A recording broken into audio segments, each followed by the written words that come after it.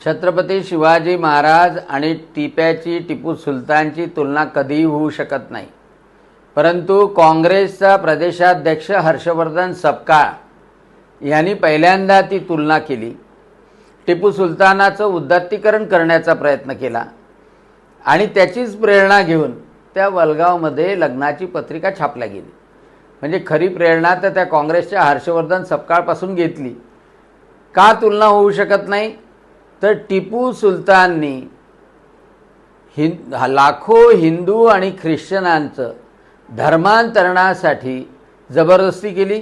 धर्मांतरण करत नाही म्हणून त्यांना यमसदनी पाठवलं, सर त्यांचे जुदा केलं, फासावर लटकवलं आणि लाखो महिलांना अत्याचार केले, अनन्वित अत्याचार केले, बलात्कार केले। आणि दुसऱ्या बाजूला जर छत्रपती शिवाजी महाराज पाहिलं तर सगळा इतिहास सांगतो की कल्याणच्या सुभेदाराच्या सुनेला सुद्धा सुखरूपपणे आपल्या बहिणीसारखं वापस पाठवलं।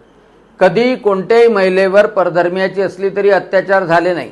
आपल्या सैनिकांनाही ती शिस्त दिली की कोणत्याही महिलेवर अत्याचार होऊ नये आणि धर्मांतरासाठी तर कोणत्याही मुस्लिमाला ख्रिश्चनाला बाध्य केलं नाही, त्याचा जीव घेतला नाही।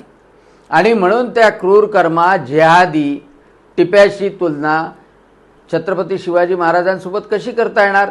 परंतु इतिहासाची तोडमरोड करून टिपू सुलतानाचं उदात्तीकरण करण्याचं जे काँग्रेसवाल्यांनी चालवलं, प्रदेशाध्यक्ष हर्षवर्धन सपकाळ बोलला त्याचीच री हे कोणी हिंदू मुस्लिम एकता संघ, कोणी कौमी एकता संघ, कोणाची पत्रिका, कोणाचा लेख लिहून ते करण्याचा प्रयत्न करतात। हे पूर्णतः निंदनीय आहे आणि त्याचा निषेधच केला पाहिजे। छत्रपती शिवाजी महाराजांची त्या टिप्याबरोबर धर्मांधासोबत जिहाद्यासोबत तुलना होऊच शकत नाही।